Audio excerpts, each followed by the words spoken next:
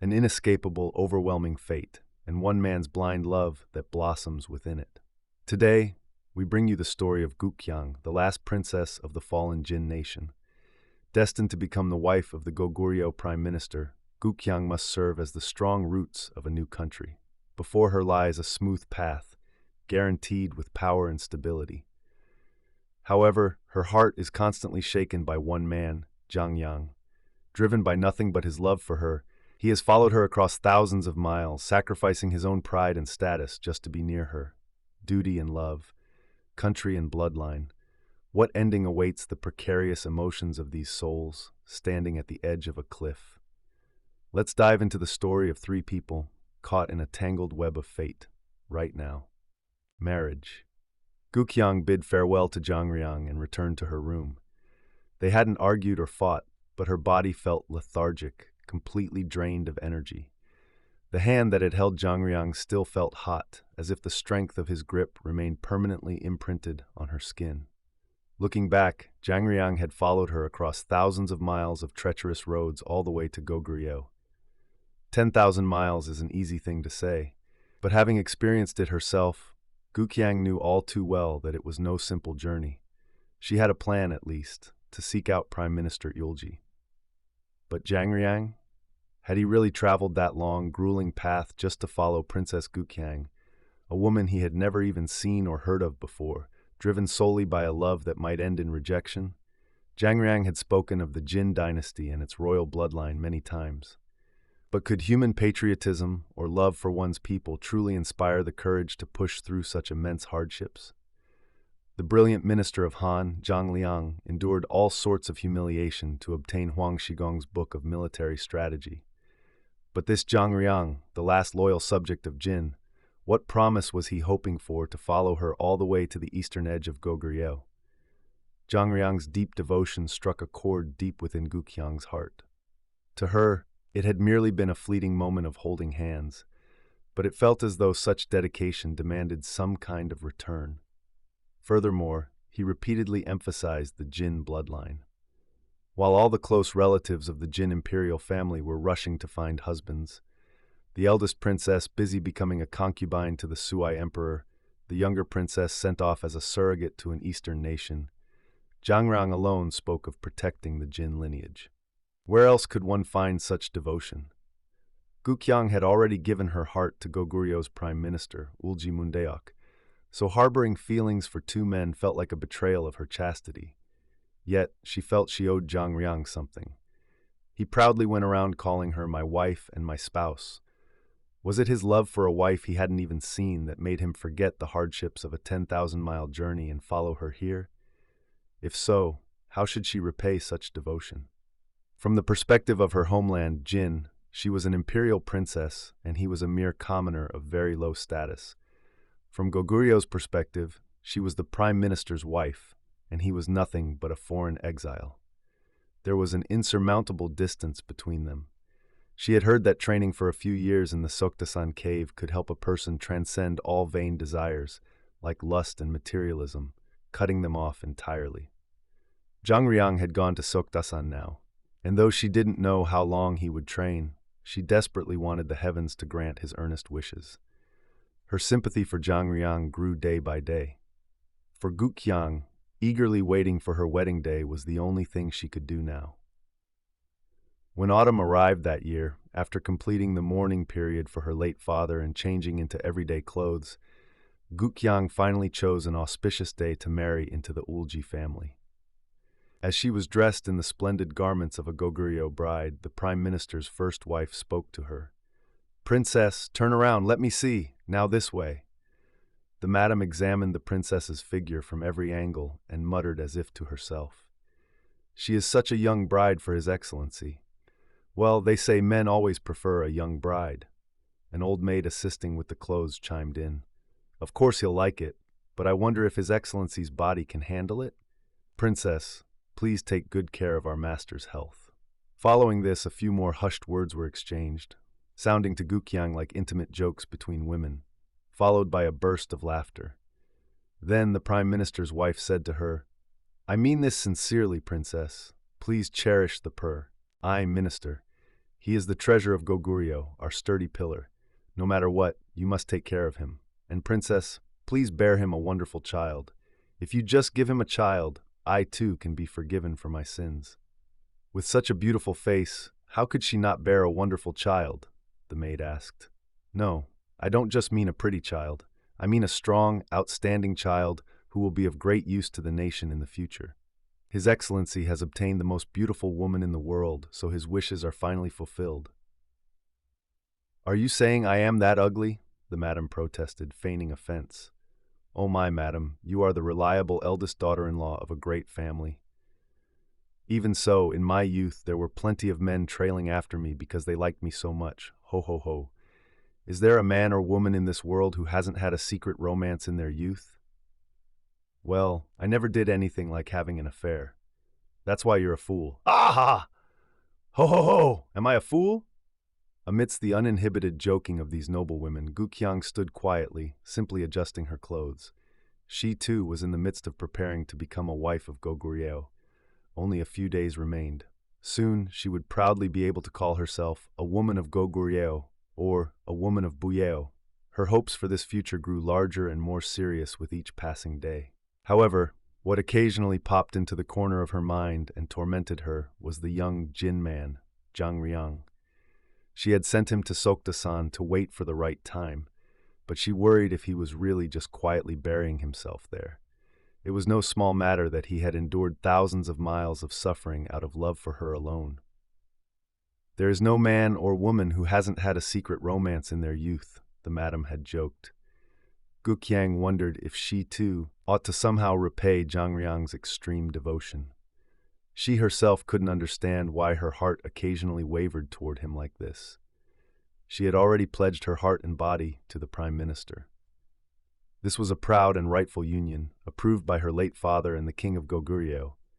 It was a proper marriage with no shame before heaven and earth, and Guk-hyang had not the slightest dissatisfaction with it. Why, then, did another shadow named Jang-ryang keep squeezing into the corner of her heart?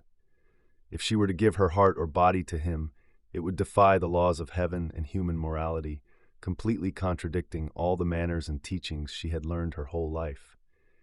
Yet, when she had reached out and he had grasped her hand, that strange, electrifying sensation and the power of his grip remained vividly alive, constantly shaking her resolve. Why? "The bloodline of the Jin imperial family rests only with you, princess. Please do not crush the hopes of the tens of millions of Jin people." Had his passionate, desperate cry moved her heart? Compared to Goguryeo's deep and ancient history of 800 years, the Jin dynasty's history of 33 years under 5 emperors was truly brief and humble.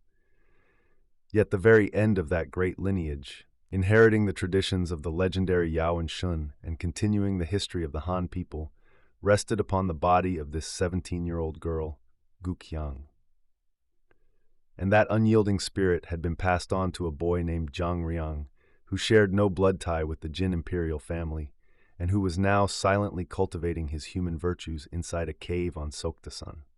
Should she dedicate her body to Goguryeo's Prime Minister, Eulji Mundeok, and forever sever the hopes of the Jin refugees? Or should she secretly summon the young Jang-ryang and plot a way to continue the Jin royal line somehow? Standing at this crossroads where she could choose her own path, Guk-hyang hesitated deeply. One path, if all went well, could lead to becoming the empress of a great nation.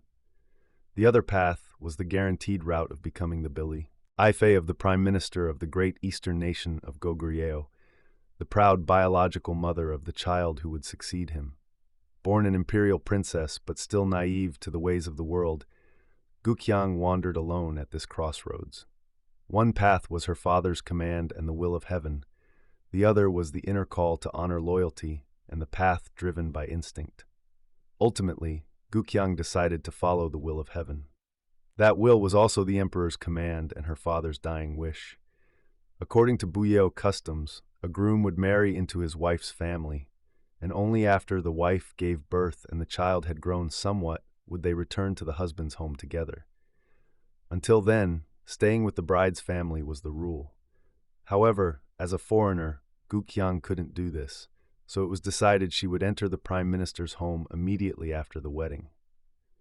At the palace, the queen took Guk-hyang's hand and warmly taught her the various customs and etiquette of Goguryeo. Making it her greatest goal to bear a fine son, Guk-hyang dedicated herself entirely to learning the ways of Goguryeo. 15 days after changing into everyday clothes, Guk-hyang finally welcomed her groom, Prime Minister Eulji, who arrived holding a wooden goose. Embraced by the man she so deeply admired, she prayed earnestly to bear him a wonderful child. Her heart pounding so hard she couldn't sleep all night. After staying at the palace for about 10 days, treating it as her maiden home, she finally entered the Prime Minister's estate. The person who welcomed her most warmly was none other than the Prime Minister's first wife. They were now 2 wives meant to serve one husband together. "Princess, please cherish our Prime Minister, and you must bear a wonderful son who will be of great help to the nation and bring glory to the Eulji family." During this time, Guk-hyang completely forgot about the young man named Jang-ryang. The only thought burning brightly in the young bride's heart was to quickly bear a strong, intelligent child carrying the Eulji name. Between a man and a woman, there seems to be little difference between a high-ranking minister and an ordinary man. The usually dignified prime minister transformed into a common man whenever he was alone with Guk-hyang. "Princess, please bear a strong son for me. Your Excellency, I dislike it when you keep calling me princess. It makes us feel as distant as strangers. Please call me wife affectionately just once." Wife? It's a waste for an old man over 40 to bluntly call such a young, beautiful bride his wife. "Then shall I call you old man? Then, princess, try calling me darling. Just once." "Darling? Yes, what is it? Come here." The Prime Minister opened his arms wide. As Guk-hyang was pulled tightly into his broad embrace, she thought, "Ah, there is such great joy in this world." Determined to bear a strong child to continue the Eulji lineage and fulfill her duties as a wife, Guk-hyang's heart was always taut with dedication as she served the Prime Minister. Following the Buyeo custom of holding mountains and rocks sacred, she built an altar before a large rock in the backyard, praying earnestly every day for a wonderful son. She had heard that to have a child, a woman's monthly cycle must stop. When it arrived without fail during her first month of marriage, she was deeply disappointed. But in the second month, there was no sign of it. For 3 or 4 days, she was extremely tense, carefully checking her bedding every morning and avoiding lifting heavy things. When 5 or 6 days passed with still no sign, Guk-hyang silently cheered in joy. "Your Excellency, something I'm supposed to see every month has not appeared." "Something you are supposed to see?" "Yes, that." "What do you mean?" "The event that comes to a woman once a month usually happens around the first day, but this month we are already past the middle, and there is no news." Only then did the Prime Minister understand, his face lighting up with joy. "It seems we finally have cause for celebration." "I believe so. You are a true Goguryeo woman now. Having taken a husband, it is only natural to have a child." "Your Excellency, can I truly call myself a Goguryeo woman now? If the wife of Goguryeo's Prime Minister Eulji Mundeok is not a Goguryeo woman, then who is? A Goguryeo woman, a Goguryeo woman." That was the proud title Guk-hyang had wanted to declare to the world all her life. "I finally have the right to call myself that." As if to firmly prove she was with child, morning sickness soon followed. The slightest touch of food made her nauseous. She suffered from acid reflux, and she became sensitive to all smells. Once her pregnancy was confirmed, the Prime Minister's first wife frequently visited her quarters to kindly comfort her. "You are washing away my foolish sins, princess." Whenever the baby kicked and fluttered in her womb, Guk-hyang would gently stroke her belly and think, "Is this child the heir to the great Prime Minister's family and at the same time the last remaining bloodline of the Jin imperial family?" The child felt incredibly precious and admirable. As the agonizing morning sickness passed, her body grew heavier and her belly swelled like a mountain. Caressing her growing belly day by day, she prayed endlessly for a great figure who would command this vast eastern world to be born. The Queen of Goguryeo, who had been a reliable surrogate mother when Guk-hyang married, also visited to congratulate her. "I don't know if the little one in this belly is a boy or a girl, but I am already looking forward to seeing what incredible things they will do to the world once they are born." The queen laughed heartily, stroking her belly. The year changed, and by early autumn the following year, Princess Guk-hyang finally gave birth after a difficult labor. It was the strong baby boy she had so desperately wished for, but surprisingly, a small horn protruded from the newborn's head. The Prime Minister's wife, who had immediately checked the child's groin to confirm he was a boy and sat back in relief, recoiled upon seeing the horn, the smile vanishing from her face. However, the father, the Prime Minister, looked closely at the horn and said, "Ha ha ha, this little fellow. He is showing his extraordinary prominence right from birth." He grinned broadly, seemingly pleased. Yet perhaps the horn made him slightly uneasy deep down, for a few days later he casually asked his wife Guk-hyang when it was quiet, "By any chance are there children born with horns on their heads in Jin? Oh my, what a dreadful thing to say. Where in the world would a child be born with a horn on its head just because they are from Jin?" "Ha ha, then whose blood did this horn come from?" In truth, the horn seemed to be a temporary mark from passing through the narrow birth canal. As Guk-hyang gently and lovingly stroked it every day, it naturally disappeared without a trace as time passed. Regardless, Guk-hyang was immensely satisfied. She believed a woman truly fulfilled her purpose by taking a husband and bearing an heir. She felt a deep sense of pride that she had excellently fulfilled her duties as a human and a wife. She had borne a beautiful, precious son for a great husband, whom anyone in the world would be proud of. As the child healthily learned to roll over, wriggling around to stand on his own, and growing rapidly, Guk-hyang found him endlessly cute and lovable just by having him near. When she thought that this child was the bloodline of the Prime Minister she admired, and the great eldest grandson the family had been anxiously waiting for, she was so overjoyed it almost felt daunting. Her milk flowed abundantly, too. Watching the child nestled warmly in her arms, entirely focused on nursing without a single distraction, Guk-hyang would gaze down at his face, overwhelmed with emotion. Yet, even within this happy time, a shadow would occasionally loom in Guk-hyang's mind, the face of the young Jin man, Jang-ryang. Whenever that happened, Guk-hyang felt as though she had committed a grave sin, weighed down by an inexplicable sense of guilt. "The remaining lineage of the Jin imperial family rests entirely with you, princess. Please do not forget that." Jang-ryang, appealing desperately while suppressing his boiling emotions. When she had coldly advised him, saying, "The ancient sages taught that a truly wise person knows how to wait for the right time, so go to the Soktasan cave and wait for now," he had turned his heavy steps alone toward Soktasan, wearing a bitterly lonely expression. The passionate young man, Jang-ryang, who had followed her through thousands of miles of rough roads out of love for her alone. The lineage of the Jin imperial family. Guk-hyang had now safely delivered the child who would succeed the Goguryeo Eulji family. But the only person who could continue the Jin imperial bloodline was her. If she lived entirely as a woman of the Goguryeo Eulji family, there would be no one left in this vast world to continue the royal lineage that was like life itself to the tens of millions of Jin refugees. The bloodline of the 33-year Jin dynasty, ruled by 5 emperors, ends with my generation. This thought was a heavy burden that tormented Guk-hyang day and night. Guk-hyang named her child Bawi, rock, in the native language. It was partly because she had prayed earnestly before the large rock in the backyard when she first conceived him, and also because it carried her desperate wish as a parent that he live long, strong, and unyielding like a massive rock in this harsh world. The child grew up without any trouble, soon passing his 100th day and well past his first birthday. We need to have another son soon.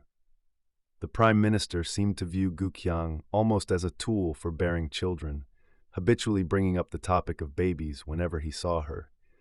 Guk-hyang herself felt that, if it were up to her, she would gladly give him a son every single month. As quite a long time passed, Guk-hyang completely forgot all the complex affairs of the world, pouring all her devotion into hoping her newborn would grow up healthy and safe. To her, everything else besides raising her child felt like meaningless, vain endeavors. One day, just after the child's first birthday, the Prime Minister entered Guk-hyang's room. As the couple sat and caught up on various things, the Prime Minister suddenly brought up a topic. The princess's first husband. I mean, the man the world would call the royal son-in-law, that fellow Jang-ryang. Do you ever think of him? Yes, she answered unconsciously, but her heart instantly sank with an unknown dread. She tensed up, waiting anxiously to hear what her husband would say next. Was he originally a bit out of his mind? How would I know? Why? Has something terrible happened to him? Nothing happened, but a few days ago, someone came down from the Sokdasan hermit, and they said that fellow Jang-ryang is acting like a completely madman. A madman? They say he mutters all day in the Jin language, which our Goguryeo people can't even understand, acting strangely, just like someone who has lost his mind. Lost his mind?